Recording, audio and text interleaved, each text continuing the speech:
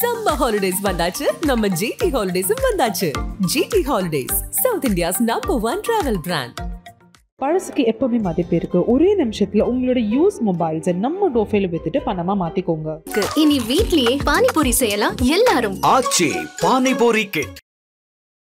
மகாத்மா காந்திஜி அவர்களோட புகைப்படத்துக்கு முன்னாடி காங்கிரஸ் தலைவரான திரு ராகுல் காந்தி அவர்கள் நிக்கிற மாதிரியான ஒரு போட்டோவை கன்னியாகுமரி பாராளுமன்ற உறுப்பினரான திரு விஜய் வசந்த் அவர்கள் தன்னோட எக்ஸ் வலைதள பக்கத்துல பதிவிட்டு இந்த புகைப்படத்துக்கான கருத்துக்களை மக்கள் கிட்டயே கேட்டு தெரிஞ்சிருக்காரு. அதாவது இந்த ஒரு புகைப்படம் எதை மீன் பண்ணுது, இந்த புகைப்படத்தை பார்த்து நீங்க புரிஞ்சுக்கிட்டது என்ன அப்படின்னு மக்களோட கருத்துக்களை கேட்டு தெரிஞ்சிருக்காரு. இந்த ஒரு புகைப்படத்தை பத்தி நீங்க என்ன நினைக்கிறீங்க அப்படின்ற உங்களோட கருத்துக்களை எங்க கூட மறக்காம ஷேர் பண்ணிட்டு போங்க. ஃபீல்ட்ல காட்டிக்கணும்ன்ற ஒரு எண்ணம் இருந்துகிட்டே இருந்தது. அதுதான் தவிர நம்ம ஒரு பெரிய ஸ்டார்டம் இதை எதிர்பார்த்து பண்ணல. இப்போ இந்த இதுவே ரெக்கக்னைஸ் பண்ணியிருக்காங்கன்னா அது நேரில் பெரிய விஷயம் தான் சொல்லுவேன். இப்போ தந்தையோட மறைவுக்கு பிறகு அந்த டைம் பேசினாங்க. ஸோ அந்த குடும்பத்துக்கு தான் நாங்கள் சில விஷயங்கள் பண்ண வேண்டியது இருக்குங்கிற மாதிரி காங்கிரஸ் சில தலைவர்கள் பேசினாங்க.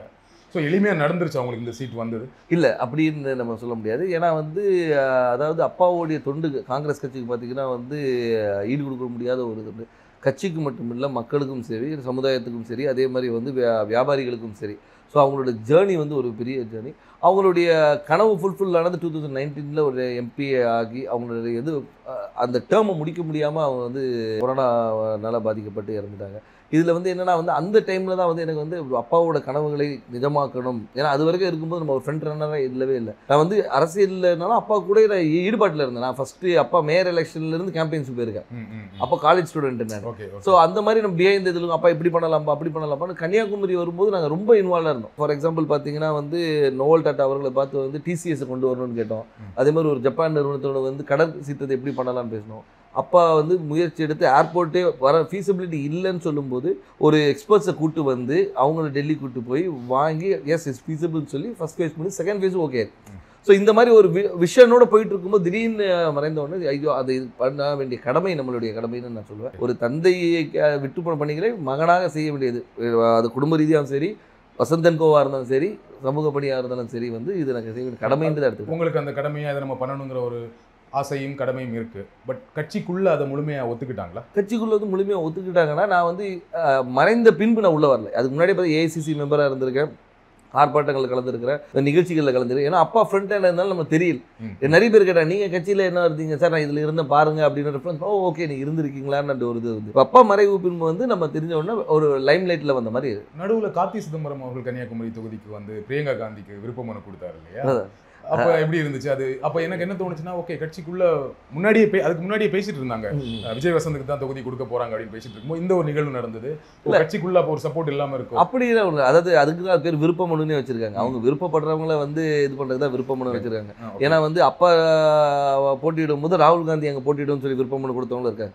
ஸோ அதனால அந்த விருப்பத்தை ஒரு அகில இந்திய தலைவர் நம்ம தொகுதியில கன்னியாகுமரி காங்கிரஸோட கோட்டையாக இருந்த ஒரு காமராஜர், குமரி அனந்தன் இவங்கெல்லாம் வெற்றி பெற்ற ஒரு டென்னிஸ் எல்லாருமே வெற்றி பெற்று ஒரு காங்கிரஸோட இதாக இருந்தனால அந்த ஒரு பலம் இருக்கிறதுனால பண்ணா நல்லா இருக்கும்ன்ற ஒரு இது. இப்போ சீட் கொடுத்தாச்சு, எந்த அளவுக்கு நம்பிக்கையா இருக்கீங்க? ரொம்ப நம்பிக்கையா இருக்கு. மக்கள் என்ன ரெஸ்பான்ஸ் சொல்றாங்க? மக்கள் ரெஸ்பான்ஸ் ரொம்ப நல்லா இருக்கு, ரொம்ப நல்லா இருக்கு. அதே மாதிரி என்னன்னா ஆதரவும், அதாவது முதற்கண் கட்சியோடைய ஸ்ட்ரென்த்தும் எங்களுடைய கூட்டணியோடைய பலமும், அதுபோல் அப்பா விட்டு சென்ற பணிகளும், அதுபோல் ராகுல் காந்தி அவர்களுடைய வருகை அது அந்த கரெக்டாக அந்த மார்ச் 1 வந்தது ஒரு பெரிய எழுச்சியை கொடுத்தது. எங்கள் தொண்டர்கள் மத்தியிலும் சரி, பொதுமக்கள் மத்தியிலும் ஓகே நம்ம ஊர் வந்திருக்காங்க, அவர் பண்ண அதாவது ஒரு தலைவராக வராமல் ஒரு தொண்டனாகவும் சராசரி மனிதனாக வந்தார். இப்போ நீங்கள் எல்லா தலைவரும் வராங்க, மீட்டிங் போடுறாங்க. அப்படி இல்லாமல் ரோட்டில் ஒரு டீ கடையில் நின்று ஒரு பையனை கூப்பிட்டு பேசி அவங்ககிட்ட ரன்னிங் இன்ட்ரெஸ்ட் இல்லைன்னா ஷூஸ் இருக்கா இல்லைன்னா ஷூஸ் வாங்கி கொடுத்து அனுப்புகிறேன். ஸோ இந்த மாதிரி ஒரு பர்சனல் கனெக்ட் திடீர்னு போய்ட்டு ஸ்கூலில் போய் தண்டனை எடுக்கிறாரு, இன்ட்ராக்ட் பண்ணுற ஸ்டூடெண்ட்ஸோட. அதே மாதிரி பார்த்தா முந்தின இதில் பார்த்தா நெசவாளிகளும் சரி, விவசாயிகள் இன்ட்ராக்ஷன், மீனவர், அந்த மாதிரி எல்லாரோட கனெக்ட் பண்ணும்போது நம்மளோட ஒருத்தர் அவர் அப்படின்ற ஒரு அஃபினிட்டி வருது. அது போக மட்டும் இல்லாமல் இப்போ ஆளுகின்ற பிஜேபி அரசு மீது உள்ள எதிர்ப்பும் அதிருப்தியும் கூட ஒரு பெரிய பலமாக இருக்கும். கன்னியாகுமரியில் பிஜேபிக்கு கொஞ்சம் ஸ்ட்ராங் இல்லையா? பொன்னார் அவர்கள் ரொம்ப ஸ்ட்ராங்கான கேண்டிடேட் தான் இல்லையா? அதை மறக்க முடியாது. கண்டிப்பாக அதை நம்ம மறுக்க முடியாது. நம்ம அதாவது பிஜேபி தரப்பில் திரு பொன் ராதாகிருஷ்ணன் அவர்கள் ஒரு 2 முறை எம்பியாக இருந்தவர் தான், ஒரு பெரிய வேட்பாளர். ஆனாலும் எங்களுடைய கூட்டணி, அதாவது எங்கள் திமுக சார்ந்த கூட்டணி வந்து மிக பலமான கூட்டணி சொல்லலாம். அது வந்து திமுக மட்டும் இல்லாமல் எங்களை சார்ந்து இருந்த மதிமுக, அதுக்கு ஒரு விடுதலை சிறுத்தைகள், அதுக்கு ஒரு முஸ்லீம் லீக், அதுக்கப்புறம் மனிதநேய மக்கள் கட்சி, இது எல்லாமே பார்த்திங்கன்னா வந்து எங்களுடைய ஒவ்வொரு பேஸையும் கவர் பண்ணுது. அதாவது ஒரு முஸ்லீம்ஸ் கவர் பண்ணுது, திமுகவோட ஸ்ட்ராங் ஹோல்டு, மதிமுகவோட ஸ்ட்ராங் ஹோல்டு, அந்த மாதிரி வந்து எல்லா பாக்கெட்டும் கவர் பண்ணி எங்களோட ஸ்ட்ரென்த்தை வந்து நான் இன்னும் மொபிலைஸ் பண்ணி வச்சுருக்கோம். ஸோ இப்போ பார்த்தீங்கன்னா வந்து இது வந்து எங்களுடைய ஷுவர் ஷாட் விக்ட்ரின்னு சொல்லலாம். ஸோ உங்கள் கூட்டணியோட ரொம்ப ஸ்ட்ராங்காக இருக்குது, அந்த கூட்டணியை ஒரு பெரிய வெற்றி தேடித்தரும்னு சொல்கிறீங்க. கண்டிப்பாக. திரு வசந்தகுமார் அவர்களுக்கு கன்னியாகுமரி தொகுதி மக்கள் வாக்களித்தாங்க. ஏன் விஜய் வசந்த் அவர்களுக்கு வாக்களிக்கணும்? ஏன் உங்களுக்கு வாக்களிக்கணும்? அதான் வசந்தகுமார் அவர்களுக்கு வாக்களித்தனால விஜய் வசந்துக்கு வாக்களிக்கணும்னு நான் சொல்ல வரல. ஆனால் ஒரு காங்கிரஸ் வேட்பாளராகவும் அதே மட்டுமல்ல வசந்தகுமார் அவர்கள் வந்து இந்த மக்களுக்கும் கன்னியாகுமரி மக்களுக்கும் பல துண்டுகளை செஞ்சுருக்காங்க. அது விட்டு போன பணிகளை வந்து அவர் மகன் செய்வார் என்ற ஒரு நம்பிக்கை அவங்களுக்கு இருக்குது. அது மட்டும் இல்லாமல் வந்து நான் வந்து ஒரு வாரிசாக வந்து நேராக போயிட்டு வந்து நான் நேராக டெல்லியில் இங்கேயும் போய் வரல. அடுத்த நாளே மக்களை சந்தித்தேன், மக்களோட இருந்தேன், எல்லா நிகழ்ச்சிகளை கலந்து கொண்டு எல்லாரோட நிறை குறைகளை கேட்டுட்ருக்கோம், மக்களாக இருந்தோம். அது ஏன்னா எடுத்தவொன்னே அக்செப்ட் பண்ணிக்க மாட்டாங்க, கேட்குற கேள்விக்கு தான் சொல்கிறேன். அதை அக்செப்ட் பண்ண வைக்கிறதுக்கு நான் ஒர்க் பண்ணேன். ஸோ அதனால் வந்து அப்பாவுடைய இடத்தை வந்து மகன் வந்து நிரப்பார் என்ற நம்பிக்கையை அவங்களுக்கு கொடுத்தேன். அந்த நம்பிக்கையை வந்து எல்லாருனாலையும் பெருசாகவே இருக்குது. அதனால் வெற்றி வாய்ப்பு ரொம்ப நல்லா இருக்குது. குமரி மாவட்டத்தில் வரீங்க, ரொம்ப படித்த மாவட்டம், ஆனால் அங்கே நிறைய பிரச்சனைகளும் இருக்குது. அதை கரெக்டாக ஐடென்டிஃபை பண்ணியிருக்கீங்களா? என்னென்ன திட்டங்கள் வச்சுருக்கீங்க? கண்டிப்பாக. அதாவது வந்து நீங்கள் கன்னியாகுமரியை பொறுத்த வரைக்கும் பார்த்தீங்கன்னா வந்து இந்த மிக்ஸ் ஆஃப் ஆல்னு சொல்லலாம். அதாவது கடல் இருக்குது, மலை இருக்குது, எல்லாமே இருக்குது. அதனால் வந்து மக்களுடைய தேவைகளும் அவங்களுடைய இதுவும் நிறைய வேறுபாடுகள் இருக்குது. ஒரு பாக்கெட்டையும் நாங்கள் அனலைஸ் பண்ணி வச்சுருக்கோம். அதாவது இந்த மக்களுக்கு இது தேவை, இவங்களுக்கு இது தேவையில்லைன்ற அளவுக்கு அனலைஸ் பண்ணி வச்சுருக்கோம். மக்களுக்கு விரோதமான எந்த ஒரு சட்டத்தையும் கொண்டு வரக்கூடாது என்ற ஒரு முடிவும், மக்களுக்கு எப்போவுமே நன்மை கொடுக்கணுன்ற ஒரு சட்டத்தை கொண்டு வரணும்.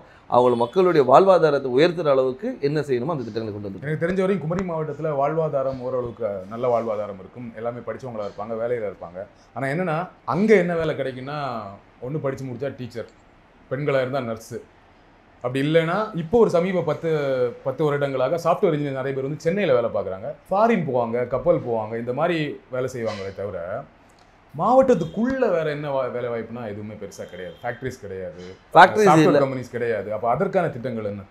அதற்கான திட்டங்கள் நிறைய கொண்டு வர திட்டங்கள் நிறைய இருக்குது. ஏன்னு சொல்லிங்கன்னா வந்து நீங்கள் சொல்கிற ரிக்குவயர்மெண்ட்ஸ் மட்டும் பார்த்தீங்கன்னா வக்கீல்களும் மாதிரி நிறைய இருக்குது, டாக்டர்ஸ் நிறைய இருக்கிறாங்க. நீங்கள் சொன்ன அது நர்ஸ் டாக்டர்ஸ். அது மட்டும் இல்லாமல் வந்து லிட்ரஸி ரேட் அதிகம் இருக்கிறதுனால வந்து இவங்க பல இடங்களில் ஸ்ப்ரெட் பண்ணியிருக்கிறாங்க. ஸோ அது மாதிரி தொழிற்சாலைகளை கொண்டு வரது வந்து ஒரு சில பாக்கெட்டில் கொண்டு வரலாம். நீங்கள் பார்த்தீங்கன்னா தொழிற்சாலைகள் வந்து ஒரு இடத்துல கூட, அதே மாதிரி கடற்புற கதை வந்து டெவலப் பண்ணுறதுக்கு என்னென்ன கொண்டு வரணும். ஸோ தொழிற்சாலையை கொண்டு வருது. அதனால வந்து ஒவ்வொரு ஊர் இப்போ பார்த்தீங்கன்னா ரப்பர் ஃபேக்ட்ரி இருக்காங்க, ரப்பர் ஃபேக்ட்ரியை வந்து நம்ம டெவலப் பண்ணலாம். ஸோ வந்து அது மாதிரி தொழிற்சாலை நிறைய இருக்குது. அதே மாதிரி வேலைவாய்ப்பு திட்டங்களும் நிறைய கொண்டு வரலாம். நம்ம என்னென்னா நம்ம மக்கள் என்னென்னா இங்கே இருக்கிற மக்கள் எல்லாமே பாதி பேர் வெளியே தான் இருக்கிறாங்க. இப்போ இந்த கொரோனால தான் நமக்கு தெரிஞ்சு பாதி ஊரில் இருக்கும், இவ்வளோ பேர் வந்து நம்ம ஊரை சார்ந்தவங்க இந்த தமிழ்நாடு முழுக்க இருக்காங்க தெரியும். சம்மர் ஹாலிடேஸ் வந்தாச்சு, நம்ம ஜிடி ஹாலிடேஸும் வந்தாச்சு. GT holidays, South India's number 1 travel brand. பழசுக்கு எப்பவுமே மதிப்பு இருக்கு. ஒரே நிமிஷத்துல உங்களோட யூஸ் மொபைல்ஸை நம்ம டோஃபைல வித்துட்டு பணமா மாத்திக்கோங்க. இனி வீட்லயே பானிபூரி செய்யலாம் எல்லாரும். ஆச்சி பானிபூரி கிட்.